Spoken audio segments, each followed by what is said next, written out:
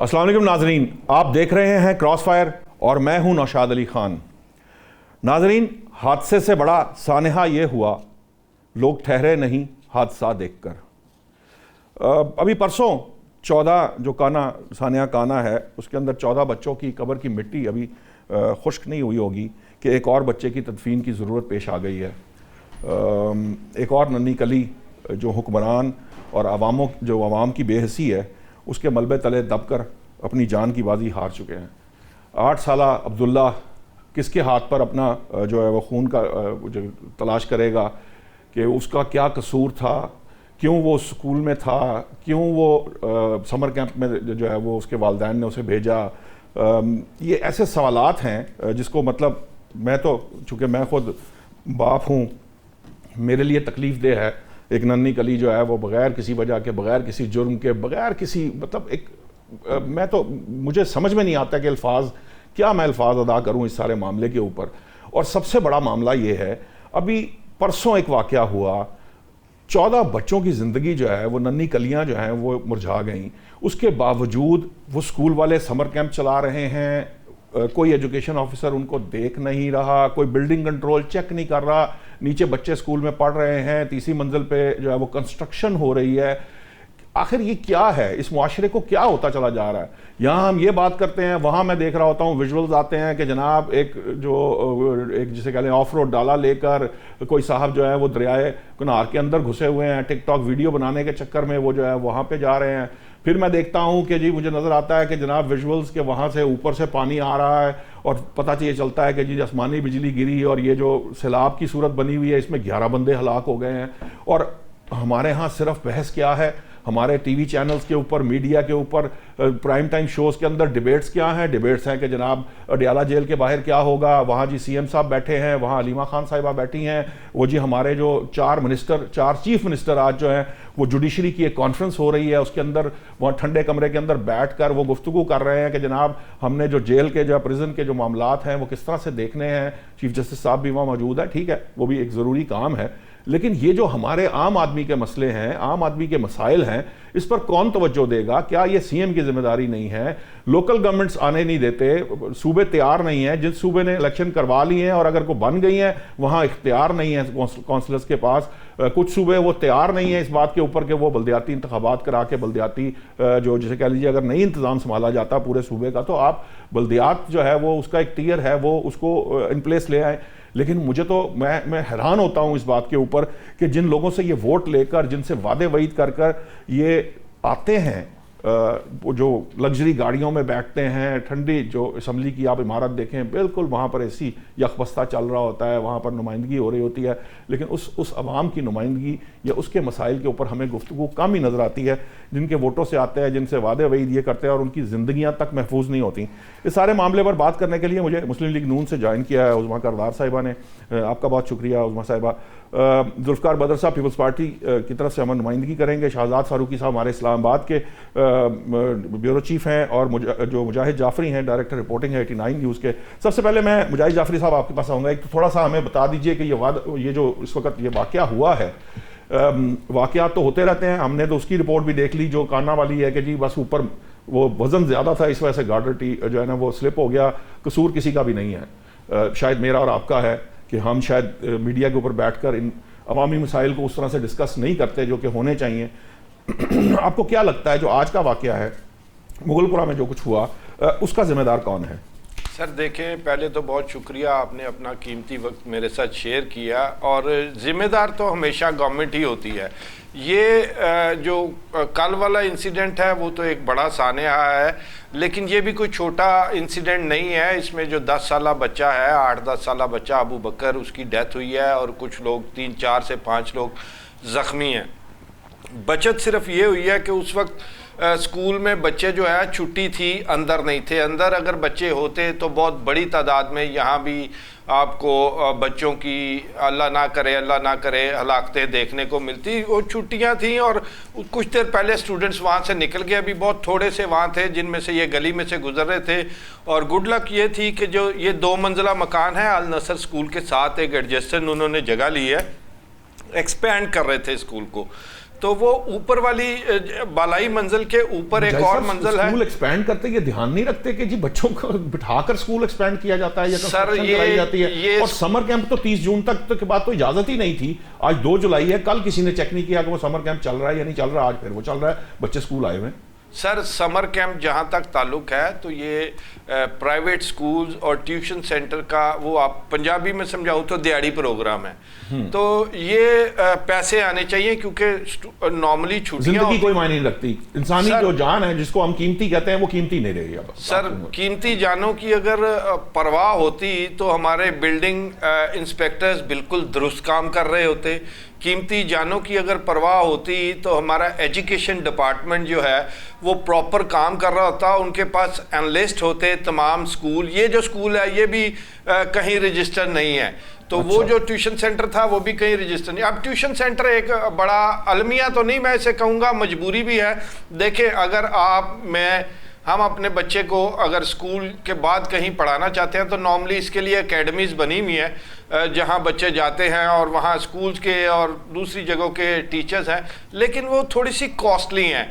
ये जो बच्चे पढ़ते हैं ये 200, 300, 500 रुपये फीस वाले बच्चे हैं जो ट्यूशन लेते हैं, और ऐसे ही एक टीचर के साथ ही एक टीचर 35 आपका कहने का मतलब गरीब बच्चे की जिंदगी जो है वो कीमती नहीं है। जी सर, बज़ाहिर तो ऐसे ही नजर आता है। आपने देखा है अगर कीमती होती तो ये जो जहां ये हादसा हुआ है, जब ये इसका लेंटर डला, अब ये लेंटर गिरा है ना, ऊपर वाला उन्होंने लेंटर खोला है तो वो लेंटर टूटकर नीचे वाले लेंटर पर गिरा, जो नीचे ले गया सारा, पहली मंजिल से भी नीचे फर्श तक सारा मलबा चला गया। अगर वहां बच्चे होते अंदर, स्कूल के जो बच्चे की डेथ हुई है ये गली में से गुजर रहा था, कुछ मलबा गली में गिरा बाहर, तो उसकी वजह से इस बच्चे की डेथ हुई है। अगर अंदर बच्चे होते उस वक्त तो बहुत बड़ा सानिया होता।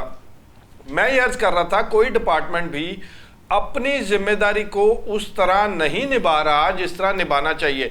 नॉर्मली पुलिस क्या पुलिस करेगी, इस पे आमतौर पे आप तो मुकदमा दर्ज हो रहे हैं, ठेकेदार को पकड़ लिया, लेकिन होगा क्या, बेल हो जाएगी। सर ये कोई ऐसे मुकदमा तो नहीं है जो नॉन बेलेबल होंगे, और जब कोर्ट में जाकर एविडेंस देना पड़ता है, जो तफ्तीशी होता है, जो चीज़ें वहाँ प्रोवाइड करेगा, तो उसको साबित करना पड़ेगा कि ये ठेकेदार की या इस घर वाले की गफलत है। जब तक beyond the shadow of doubt वो साबित नहीं कर लेगा उस वक्त तक उसको सजा नहीं होगी। सर वो तो फिर मुश्किल ही है, क्योंकि हमारे यहाँ तो कन्विक्शन रेट यही चीज मैं आपको समझाना चाह रहा हूं। तो फिर जब देखते हैं कि कन्विक्शन ऐसे नहीं होती, एक बंदा से आपके इलाके में से पकड़ा जाता है, पुलिस ले जाती है, 4 दिन बाद वो वापस आ जाता है बेल करा के, तो आपका क्या ख्याल है कि उसका असर रसूख खत्म हो जाएगा, वो और ज्यादा स्ट्रांग हो जाएगा उस इलाके में। सर लोग उससे और ज्यादा डरेंगे।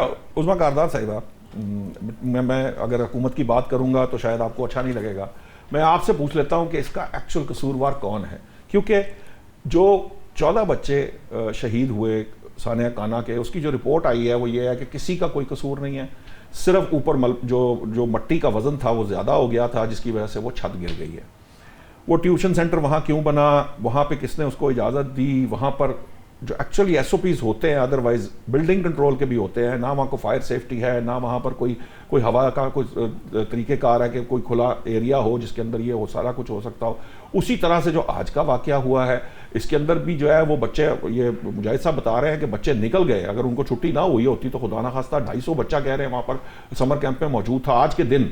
तो अगर ये इस किस्म का हादसा होगा, आपको क्या लगता है कि इसकी जिम्मेदारी किस पर, हम किसको जिम्मेदार ठहराएं?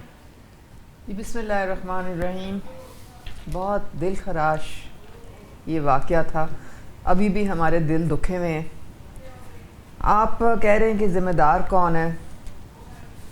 देखिए मैं कहाँ से शुरू करूँ।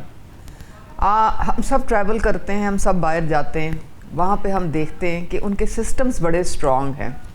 सिस्टम से मुराद ये है, ठीक है वो डेवलप्ड कंट्रीज़ भी हैं, लेकिन जो कम हैं अपने से हम ज़रा कंपेयर करें, उधर भी जो एक जो सिस्टम है वो उसके अपने चेक्स एंड बैलेंसेस होते हैं।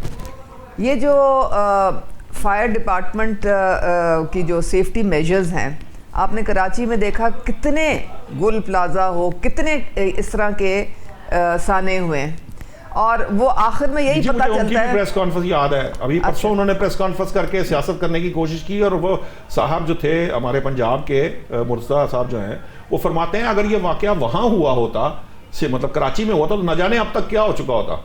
और जो कुछ सानिया गोल प्लाजा है या वो फैक्ट्री की आग, एक हम याद है आज वो सारे बरी हो गए हैं, वो सारे बरी में नहीं है। और उसके देखे ना खुद से जल गया। उसके जो रिपोर्ट आई थी वो ये कहती थी कि कई 100 घर ऐसे हैं या बिल्डिंग्स ऐसी हैं जो कि खतरनाक हैं, लेकिन उसमें कोई ना पूछने वाला है, ना कोई वहाँ पे इंस्पेक्शन करता है, पता नहीं कौन एनओसीज देता है, कौन नहीं देता है, किस तरह से ये लोग अपने घर बना लेते हैं, ये बाहर आप नहीं कर सकते। सैकड़ों इमारतें लाहौर में भी इस वक्त इस हालत में, हजारों हैं, सैकड़ों नहीं, हजारों कर लें। देखें एक उसके अलावा साथ तो देखें ना, एक होता है कि आप गरीब हैं ज़रूर हैं, लेकिन वो भी जब अपने लिए जब घर बनाते हैं तो वो, अब झुग्गियों में भी लोग रहते हैं, मैंने कई लोगों को देखा है, लेकिन वो अपने लिए जब बंदोबस्त करते हैं तो वो अपनी जानो माल तो हर एक को अजीज़ है ना, और रियासत तो महाजाई की तरह होती है, at the end of the day तो हुकूमत की जिम्मेदारी होती है।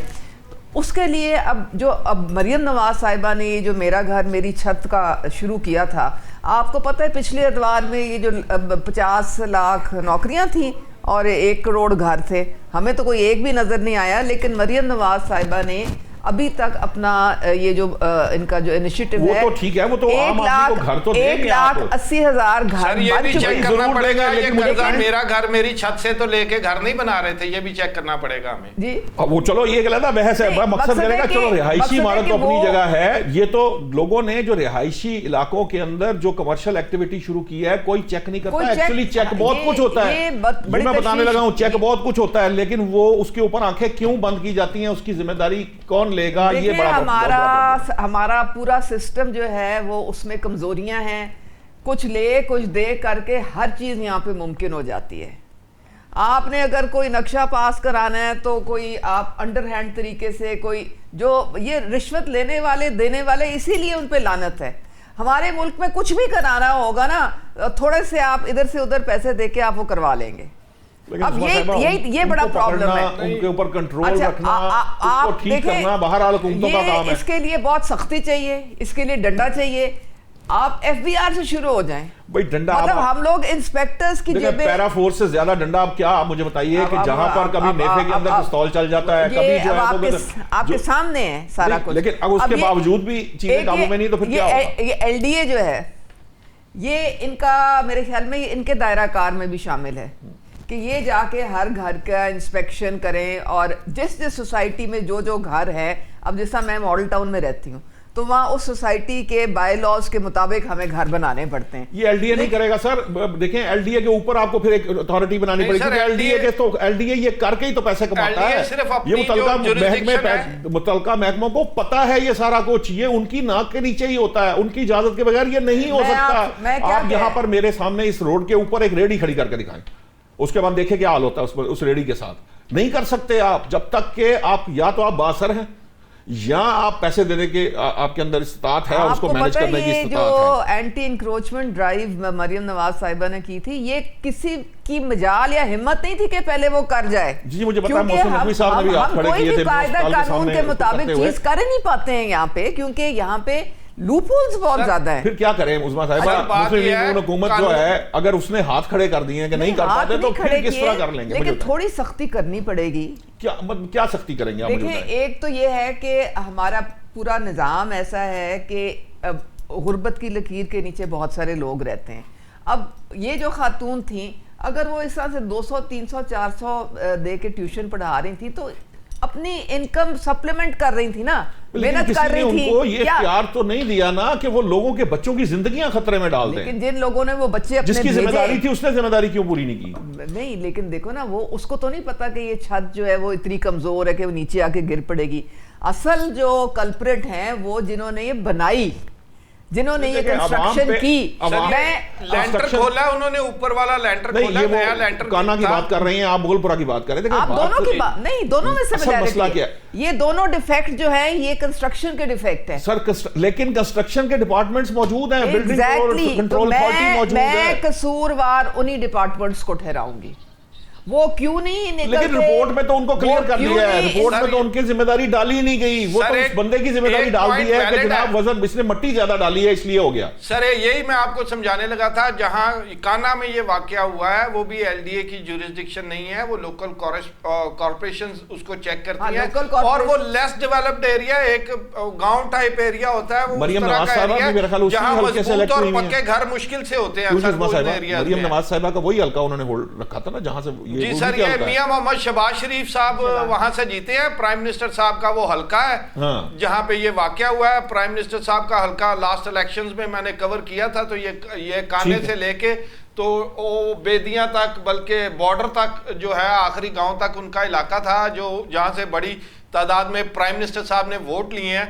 लेकिन प्राइम मिनिस्टर साहब के हल्के में उनकी नाक के नीचे ये सब कुछ हो रहा है कि यहाँ कानून कितना फॉलो हो रहा है, बिल्डिंग वाले इंस्पेक्टर्स हों, चाहे वो एजुकेशन वाले हों। ना कि जो हमारी कच्ची आबादी है वो किसके अंडर आती हैं? कोई मुझे ये इस पहले बात ये आपने बताना है उस्मा साहिबा, ये हुकूमत ने बताना है। मतलब देखिए ना, मैंने तो नहीं बताना। नहीं, आपने नहीं बताना। तो देखिए, मैं लेजिस्लेटर डिपार्टमेंट तो है जिसके अंडर ही आती है। देखिए ना, मैं लेजिस्लेटर नहीं हूं। अगर कोई डिपार्टमेंट काम नहीं कर पा रहा, वो डिलीवर नहीं कर पा रहा, हर दो सूरतों के अंदर अगर कानून चाहिए तो आपने देना है, और चूंकि पावर्स भी आपने रखी हुई है, सीएम साहिबा अपने पावर्स जो है वो बल्दियात को भी देने को तैयार नहीं है। कानून तो गंदे नाले में नहीं देने को तैयार। आपने फुटेज देखी है, वो नाले में एक कसूरवार फिर उन्हीं को ठहराया जाएगा। पुलिस उसके पीछे नहीं गई। बाहर किसी मुल्क में आप दरख्त नहीं कोई काट सकते, आप कोई एक दरवाजा नहीं ऐड कर सकते। यहाँ क्यों कर सकते हैं उस्मा साहिबा? इसका जवाब हुकूमत ने देना है। जिसका दो दिल करता है वो उठा के कर रहे हैं। फिर मरियम नवाज साहिबा की हुकूमत उस पर क्या करेगी मुझे बताएं। डिफेंस में नहीं कर सकते, आप याद रखिएगा, एरिया टू एरिया वेरी करता है सर। तो इसका मतलब ये है ना कि जो डिसिप्लिन है, जहां डिसिप्लिन कायम हो सकता है, मोटरवे पे हो सकता है, जहां कायम किया जाता है वहां पर डिसिप्लिन कायम हो जाता है। वही कह रही हूं, सख्ती करनी पड़ेगी। अब बंदा क्या है, सख्ती करनी पड़ेगी। तो अब कौन करेगा सख्ती? आपकी हुकूमत करेगी सख्ती? मरियम नवाज साहिबा जो हैं वो तो ऊपर से लेकर नीचे तक टांग देती हैं सारों को, वो किसी को स्पेयर नहीं करती हैं, वो नेग्लिजेंस को तो बिल्कुल भी स्पेयर नहीं करती। सर अगर मैडम मरियम साहिबा सीएम साहिबा इतना ध्यान करती तो वो शायद वो जहाज ना लेती और ये पैसे गरीबों की फलाह के लिए या एजुकेशन के प्रोजेक्ट्स पे खर्चती। सर मैं इनसे इत्तेफाक नहीं करता इस बात पे। देखें वो अब ये इस तरह के दो बिल्कुल फर्क चीजें। उन्होंने जो भी अपना इनिशिएटिव दिया है 140 इनिशिएटिव, वो कमजोर तबके के लिए, वो हिम्मत कार्ड हो, वो किसान कार्ड हो। मैडम मैं आपको उनके 96 प्रोजेक्ट्स का पिछले दिखाऊंगा, आगे मेरा घर मेरी छत हो, वो धीरानी हो, बिल्कुल फारग है। जो गाड़ियां ली हैं वो भी खड़ी हैं, खराब हो रही हैं। मैं आपको एक एक चीज लाके दिखा सकता हूं। थोड़ा सा देखने की जरूरत है, ये बात दुरुस्त है, क्योंकि इस पे आर्गुमेंट शुरू हो चुका है कि कुछ चीजें जो है बहुत ही कॉस्मेटिक किस्म की जरूर है। और इश्तिहार की जहां तक बात है, मुझे एक मामला जो है ये भी बहुत ज्यादा है कि सिर्फ सेल्फ प्रोजेक्शन के ऊपर भी आर्गुमेंट अब हाई कोर्ट ने डिटेल्स तलब कर ली है सर, होना शुरू हो चुका हुआ है। रीट हुई है हाई कोर्ट में, हाई कोर्ट ने डिटेल्स तलब कर ली है। गवर्नमेंट से कहा है तमाम इश्तिहारी मुहिम और तमाम तर अखराजात जो एडवर्टीजमेंट या ऐसी सिलसिले में खर्च हुई हैं, उन तमाम की डिटेल्स लेके आए। तो अदालत में ये काम शुरू हो गया। आप ठीक कह रहे हैं, अदालत इंफॉर्मेशन इकट्ठी कर रही है। जी, उसके बाद बहुत सारे उम्मीदें खुलेंगे सर। हर चीज की एक लिमिट होती है ना, जब वो लिमिट एक्सीड करती है कि आप हर चीज हर जगह, देखिए मोटरवे नवाज शरीफ ने बनाई थी, वहां कोई इश्तिहार नहीं भी था तो सबको पता है, उसको कोई निगेट नहीं कर सकता। वो उनके क्रेडिट पे रही, बावजूद उसके अंदर उस वक्त पीपल्स पार्टी के साथ बहुत से इश्यूज थे। पीपल्स पार्टी ने उसके डिजाइन को भी चेंज किया, उसके बावजूद वो जब बनी। ये अब जिस तरह मैं आपको मुहर्रम की बात बता दूं, फिर आप जरूर जवाब दीजिएगा। अच्छा, मुझे याद है परवेज राय साहब जब इससे पहले मुशर्रफ दौर के अंदर जब वो इलेक्शन लड़ रहे थे, उन्होंने एक इंतहाई नेगेटिव कैंपेन की थी अपने एडवर्सरीज के खिलाफ, और एक्सटेंसिव कैंपेन की थी, जिसका लोगों ने रिएक्ट ये किया था कि उन्होंने उनको डिस्क्रेडिट कर दिया था। बहुत ज्यादा, हद से ज्यादा एक्सेसिव भी जो है, अल्टीमेटली वो आप टारगेट बन जाते हैं ना, वो भी कोई जरूरत नहीं है उसकी जितनी की जा रही है। सेल्फ प्रोजेक्शन जो है वो भी एक लिमिटेड, उसके साथ तो बात समझ में आती है, लेकिन हर जगह तस्वीर, हर जगह नाम, हर चीज के ऊपर नाम, या सिर्फ नवाज शरीफ का नाम या मरियम साहबा का नाम, इससे भी थोड़ा सा लोगों के अंदर रिजेंटमेंट पैदा होना शुरू हो चुकी है। एक थोड़ा सा लोगो है जो उनकी पूरी तस्वीर भी नहीं है। अगर फॉर एग्जांपल ये तो हमने चोर रास्ता निकाल दिया ना। देखें, अगर कोई चोर रास्ता जो हम झटका मसाला काम में झटका ये हम काम कर लेने हैं, जो चोर रास्ता कर लिया, अगर वो कोई अच्छा काम कर रही हैं भाई हमें तो उसमें क्या हरज क्या है? अगर वो थोड़ी सी लोगो उनके अब जिस तरह वो जो इस दफ़ा जो आशूरा में इतने लोग खुश थे, पूरे उनको लंच बॉक्सेस मिले, उनको पूरी ड्रिंक्स, हर चीज उनके लिए देखी गई। मैडम जी, आशूरा पे कभी ड्रिंक्स की इनकी जरूरत नहीं हुई, वहां बहुत ढेर होता है। ये ना कहें, ये ना कहें, बिल्कुल जरूरत होती है। आशूरा पे कभी जरूरत नहीं है, आशूरा पे इतना वहां पे लंगर, इतनी न्याज होती है कि कोई ये इनकी जरूरत नहीं है। तो अपनी शोबाजी के लिए मैंने शोबाजी के लिए नहीं किया, मैं खुद वहां पे गई थी और वहां पे हजारों लोगों ने वो पानी भी लिया, हजारों लोगों ने खाना भी खाया, और वो सारी जो स्प्रे गन्स हैं उनसे टेम्परेचर भी नीचे। ये देखें, इंतजामी तौर पे थोड़ा सा अप्रिशिएट कर लें को अच्छी चीज को, तो आप अच्छा समझ करने वाली जो अप्रिशिएट करने वाली बात है वो है नाजायज तजावुजात में बहुत अच्छा काम किया उन्होंने। आप लोग किसी अच्छी चीज को भी आप जो है ना कंट्रोवर्शियल बना देते हैं, मुझे समझ नहीं आती क्यों। मैं तो उसके ऊपर आर्गुमेंट नहीं है, आर्गुमेंट सिर्फ ये है, देखें ये प्रायोरिटी भी है, ये भी इंपॉर्टेंट है। जो जाफरी साहब एक्चुअली कहना चाह रहे हैं, उनका मकसद ये आप प्रायोरिटाइज करें। अगर फर्ज करें, इसको मैं इस तरह से बता देता हूं कि फर्ज करें आपको कहीं पता चले कि अगर मैंने यहां पर सिर्फ पानी और लंगर जो है जहां पे जब अबंडेंस के साथ मौजूद है, यानी वहां कमी नहीं होती, कुछ मौजूद नहीं था। नहीं, एक मिनट मेरी बात सुन लीजिए आप, ठीक है, आपका जो भी होगा फर्ज कीजिए वहां बांटना है, या वो पैसा या वो रिसोर्सेज जो है वहां देने हैं जहां किसी की जिंदगी बच सकती है, किसी के लिए बेहतर हो सकता है। देखिए वो भी एक बड़ी हाई रिस्क सिक्योरिटी की सिचुएशन होती है, वहां पे फुल प्रूफ सिक्योरिटी भी दी जाती है, और इस गर्मी की हालत में लोगों को लुक आफ्टर करना भी हुकूमत का काम है। सिंध के वजीर आला ने जो इंतजाम सिंध में किए, जो केपीके के वजीर आला ने केपीके में किए, जो बलूचिस्तान में, उसको भी क्रिटिसाइज करते हैं, कोई अच्छी चीज को अप्रिशिएट कर लेना चाहिए। यही कह रहा हूं, बलूचिस्तान में भाई वो उनके अपना एक मौका है। बलूचिस्तान में अगर कोई वाकया नहीं हुआ और पंजाब में कोई वाकया नहीं, तो इसका मतलब ये है कि ये काम सिक्योरिटी के पर्सपेक्टिव में ठीक हुआ। मैं जो बात उनको कह रहा था वो सिर्फ ये कह रहे हैं कि आप बात करें कि हमारा सिस्टम कमजोर है, हमारे सिस्टम को ठीक करना। मैं मुझे देखिए, अब आप पुलिस रिफॉर्म्स की बात करते हैं, मैं दोबारा वापस आ जाता हूं पुलिस रिफॉर्म पे आ जाते हैं। मैं जुल्फिकार बदर साहब, ये जो बात की जा रही है कि सिस्टम कमजोर है, मेरा सिर्फ सवाल ये है कि ये सिस्टम हुकूमत ने ठीक नहीं करना, तो क्या मैंने ठीक करना है या आम आदमी ने ठीक करना है? सिस्टम को ठीक करने की जिम्मेदारी भी हुकूमत की है ना, हुकूमत वक्त की है। बिस्मिल्लाहिर्रहमानिर्रहीम, बहुत शुक्रिया नौशाद साहब, आपने अपने प्रोग्राम में इनवाइट किया। देखिए, बहुत पर्टिनेंट सवाल है कि अगर सिस्टम खराब है तो सिस्टम को ठीक किसने करना है?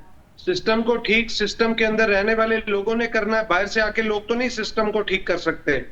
तो जो गवर्नमेंट बैठी है या जो लोग ब्यूरोक्रेसी में बैठे हैं, जो डिसीजन मेकर हैं, पॉलिसी मेकर्स हैं, या जो लोग स्टेक होल्डर्स हैं, सपोर्टर्स हैं, या उन सब की ये जिम्मेदारी है कि इस सिस्टम को ठीक किया जाए और सिस्टम के ऊपर चेक एंड बैलेंस किया जाए, अकाउंटेबिलिटी क्रिएट की जाए, ट्रांसपेरेंसी लेके आई जाए, ताकि ये सिस्टम ठीक हो। और ये सिस्टम जिन्होंने ठीक करना है वही ठीक नहीं कर रहे, क्योंकि असल जो एग्जीक्यूटिव का काम है वो ब्यूरोक्रेसी का काम है, और ब्यूरोक्रेसी अगर चाहे तो ये सिस्टम ठीक हो सकता है, यहाँ पे अकाउंटेबिलिटी हो सकती है, यहाँ पे ट्रांसपेरेंसी आ सकती है, system of check and balance strong हो सकता है, और आप हर चीज के ऊपर चेक एंड बैलेंस अगर ये सारा कुछ ब्यूरोक्रेसी ने करना है तो फिर हमें हुकूमतों की क्या जरूरत है? मुझे क्या जरूरत पड़ी है मैं जाके वोट डालता हूं, मैं किसी साहब को जो है वो चाहे उसके पास पहले जो है वो करोला के अंदर फिर रहा होता है और उसके बाद आप देखते हैं कि V8 के अंदर फिर रहे होते हैं, जब वजारतें मिल जाती हैं, जो पीछे जो है उनके पीछे चार जो है वो ऑफ रोड डाले लगे होते हैं, मैं गुजर नहीं सकता, वो मेरे सामने, मैं उसके लिए आधा घंटा, मैं उन नुमाइंदों के लिए, उन वज़रा के लिए मुझे इंतजार करना पड़ता है मेरे टैक्स के पैसे के ऊपर। तो बात जो हुकूमत फिर ब्यूरोक्रेसी को हुकूमत दे देनी चाहिए। मैंने इलेक्ट करके, मैंने असेंबलियां चला के, या हमने इन असेंबलियों का क्या करना है? जब हमारे बच्चे जो हैं वो कहीं जाके बैठेंगे पढ़ने के लिए तो वो महफूज नहीं है, वहां छतें गिर रही हैं। नौशाद साहब, आपकी बात से मैं कुछ हद तक एग्री करता हूं, इसमें पॉलिटिशियंस की भी जिम्मेदारी है, पर उनकी जिम्मेदारी कम है। They are the policy makers, उसकी जो इम्प्लीमेंटेशन है, कंट्रोल तो सारा अपने हाथ में है।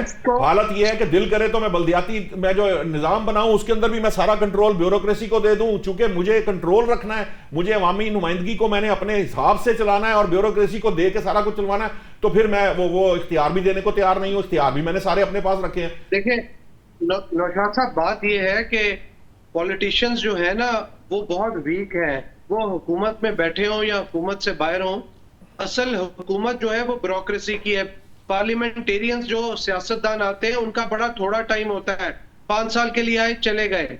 ब्यूरोक्रेसी के ऊपर आप ये जो बात कर रहे हैं कि कोई डाला लेके जा रहा है, कोई 4-4 गार्ड है, 8-8 गार्ड है, V8 है, तो ये ऐसे लोग जो अगर उनके पास पहले दिन से ये चीजें नहीं है और वो हुकूमत में आके ये कमाते हैं, उनके ऊपर चेक होना चाहिए, उनकी अकाउंटेबिलिटी होनी चाहिए।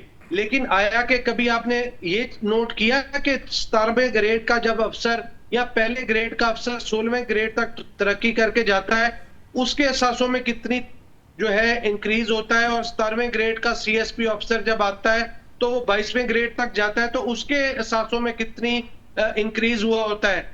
देखिए, ये बात को समझना है कि इसके अंदर बहुत अच्छे लोग भी हैं ब्यूरोक्रेसी के अंदर, और कुछ ऐसे लोग हैं जो जिन्होंने सिस्टम को कैप्चर किया हुआ है।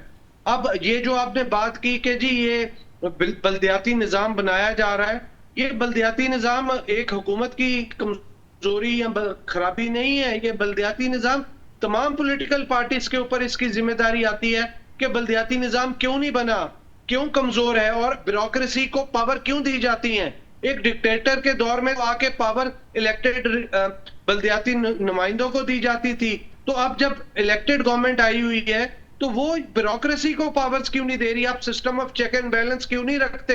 आप क्यों इलेक्टेड नुमाइंदों को पावर क्यों नहीं देते? ब्यूरोक्रेट्स को क्यों देते हैं?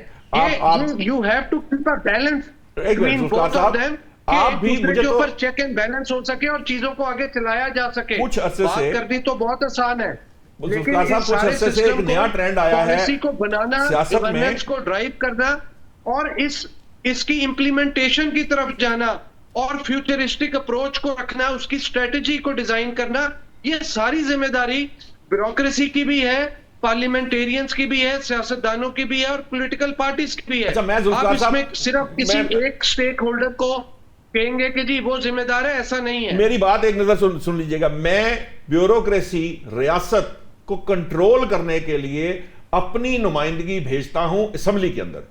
मैं वोट इसलिए नहीं देता कि मुझे आप यहां बैठ के बताएंगे कि जी वो जी बस ब्यूरोक्रेसी के हाथ में है, उज़मा साहिबा बताएंगी बस जी निजाम खराब है। मैं आपको वोट देता हूं कि आप असेंबली में जाएंगे, ब्यूरोक्रेसी को जहां कंट्रोल करना है, उसको अकाउंटेबल बनाना है, उसके ऊपर चेक एंड बैलेंस रखना है, या आपने जो ये निजाम है इसको दुरुस्त करना है, इसलिए वोट दे के भेजता हूं। अगर ये सारे काम जो है वो आपने मेरे से पूछने हैं या एक दूसरे पे मलबा डालना है और इन दी एंड कोई फायदा मुझे या आम आदमी को नहीं है, तो फिर मुझे ये बताइए कि मेरा वोट दे के आपको यहां से करोला से निकाल के V8 में बिठाने का क्या मकसद है? उन पुरतईश गाड़ियों में आप फिर के इंजॉय करते हैं, वुज़रा सियासतदान वो वुज़रा आज़म बनते हैं, वो वुज़रा आला बनते हैं, वो गवर्नर बनते हैं, वो तमाम जो आसाइशें आप इंजॉय करते हैं वो इसलिए आसाइशें इंजॉय करते हैं कि आप मेरी मुस्तकबिल के लिए, मेरी ज़ात के लिए कोई फ़ायदा या मेरे ज़िंदगी को महफूज रखने का तो कम से कम काम कर लेंगे। अब तो मेरी ज़िंदगी भी महफूज नहीं है, मेरे बच्चों की ज़िंदगी महफूज नहीं है। मुझे नहीं मालूम कि मैं जिस जगह अपने बच्चे को पढ़ने के लिए भेज रहा हूं, क्या उसकी छत जो है वो कब गिर जाएगी, क्या उसको रास्ते में आते हुए कोई अगवा तो नहीं कर लेगा, क्या कोई जो उसको खाने में कोई ऐसी चीज तो नहीं दे देगा, क्या वहां पे स्कूलों के अंदर जो है वो ड्रग्स तो नहीं बिक रही होगी। तो मेरी जो जिंदगी क्या है, मेरे लिए कौन काम कर रहा है? कोई नहीं कर रहा। इस मुल्क के अंदर सियासतदान सिर्फ अडियाला जेल की और एक दूसरे पे इल्जामात की बात कर रहे हैं। आप सारा दिन देखेंगे बात होगी इन तमाम प्राइम टाइम शोज के अंदर, अगर गुफ्तगू होगी वो ये होगी कि नून लीग ने क्या किया, पीपल्स पार्टी ने क्या किया, पीपल्स पार्टी नून लीग पर डालती है, नून लीग पीटीआई पर डालती है, पीटीआई पीपल्स पार्टी पर डालती है। मेरा सवाल यह है, वो उस वजीर का मैं क्या करूं जो आके सिर्फ सवाल पूछता है? अब ये नया ट्रेंड आया है इस मुल्क के अंदर के वज़रा सवाल उठाते हैं कि जी ये कैसे। भाई आपका काम डिलीवर करना है, आपका काम हमें वो देना है जिसके लिए हमने आपको नुमाइंदगी देकर असेंबलियों में भेजा है। हमें तो वो डिलीवर नहीं हो रहा, तो उसकी जिम्मेदारी मैं किस पे डालूं? मुझे बता दीजिए, मुझे जिम्मेदार ठहरा लीजिए कि मेरा कसूर यह है कि इसका सारे का कसूर जो है वो मीडिया का, कि मीडिया उन इश्यूज पे बात नहीं करता। क्या सिर्फ मीडिया का कसूर है? उन लोगों का कसूर नहीं है जो इलेक्ट होकर जाते हैं, जो उस अवाम की नुमाइंदगी को एक्चुअली इंसल्ट करते हैं असेंबलियों में जाने के बाद। किसी को ख्याल नहीं है कि कौन सी लेजिस्लेशन चाहिए। मैं मैकेनिक के पास चला जाऊं, मुझे लूट लेता है, मुझे को पूछने वाला नहीं। मैं किसी जगह जाके बात नहीं कर सकता कि जी मुझे 2000 की 10 पढ़नी थी, वो जो 4000 की पड़ी। आपको पता है मोटरसाइकिल पंक्चर 30 जून तक से पहले 100 रुपए का पंक्चर था जो 130 रुपए का हो गया। एक दिन के अंदर 30% इजाफा हुआ। एक बिस्किट का पैकेट 40 रुपए का था जो एक दिन के अंदर 25% इजाफे के साथ 50 रुपए का हो गया। इस मुल्क में कौन पूछेगा? किसकी जिम्मेदारी है ये? किसकी जिम्मेदारी मुझे बता दीजिए। कोई सियासतदान इसका जवाब देने को तैयार नहीं है। आपका सवाल बहुत इंपॉर्टेंट है। ये बेसिकली तो जिम्मेदारी हुकूमत की होती है, लेकिन आपकी बात में से जवाब दे रहा हूं कि ये हुकूमत तो बड़ी कमजोर है, वो चाहे सूबों के अंदर है या फेडरल गवर्नमेंट में है। उसकी हुकूमत लेटे क्यों है अगर कमजोर है? हो गई है उसकी वजह पॉलिटिकल पार्टीज बड़ी कमजोर हो गई है कि जो लोग इलेक्ट होके आते हैं उनको पता ही नहीं होता उनके पास इख्तियारात क्या है, और उनके इख्तियारात को ब्यूरोक्रेसी यूज करती है। उनको ये पता होना चाहिए उन्होंने लेजिस्लेशन करनी क्या है और कैसी लेजिस्लेशन करके उसकी इंप्लीमेंटेशन की तरफ आना है। जब वो लेजिस्लेशन ही नहीं करते या जो लेजिस्लेशन हो गई हुई है जी हमने देखी है लेजिस्लेशन सर। वो शिजा फातिमा साहिबा एक बिल उनकी तरफ से आया था, वो भी लेजिस्लेशन सबने देखी है। एक बिल अभी ये पंजाब में आया था जिसके ऊपर स्पीकर साहब जो है वो चीखे मार रहे थे, वो भी लेजिस्लेशन देखी है। तो लेजिस्लेशन तो ये हो रही है इस मुल्क के अंदर। सर असल में ना ये पॉलिटिकल और वेस्टर्न इंटरेस्ट की बात है। जो पॉलिटिशियन है उनके अपने इंटरेस्ट हैं, उनके अपने इंटरेस्ट की वजह से ब्यूरोक्रेसी स्ट्रांग होती है, उनको कोई नहीं पूछ सकता, वो अपना फायदा। अभी ये जो स्पीकर साहब वाला फड्डा पड़ा है ये क्या है? ये पॉलिटिकल इंटरेस्ट है ना सर। पॉलिटिकल इंटरेस्ट पे ही वो खड़े हुए हैं और उनकी अपनी ही जमात के अंदर फिक्रेबाजी। और आपने देखा कि आपका कहने का मकसद ये है तो सर पीछे अगर वेस्टर्न इंटरेस्ट ना होता या पॉलिटिकल इंटरेस्ट ना होता तो बिल पास हो जाता। सर मैं बिल की बात नहीं कर रहा हूं, मैं जिस बात पर फड्डा हुआ जो बजाहिर सामने आया हाउस में, आपने देखा कि स्पीकर साहब जो है बारी बारी क्लास ले रहे थे मुस्लिम लीग नून के वुज़रा की। क्यों ले रहे थे क्लास? असल में तो उन्होंने तहरीके इस्तेहकाक के तहत उसको बुलवाया था डीपीओ को, वो आया भी, उसने अपना बयान भी दिया, लेकिन डीपीओ जो है वो उसने उनकी उस तरह बात नहीं मानी। इसका मतलब है उसने दूसरी पार्टी की बात मान ली है। तो आप अंडरस्टैंड कर रहे हैं? तो जब पॉलिटिकल इंटरेस्ट होते हैं अपने अपने, तब इनकी आपस की लड़ाइयों में अपने वेस्टर्न इंटरेस्ट में ब्यूरोक्रेसी स्ट्रांग होती है, वो जो दिल करे फिर करती है। जब आप जो मैं बात कर रहा हूं जुल्फकार साहब, मैं आपके पास वापस आ रहा हूं, मुझे थोड़ा ब्रेक। बात ठीक है कि ब्यूरोक्रेसी तगड़ी है।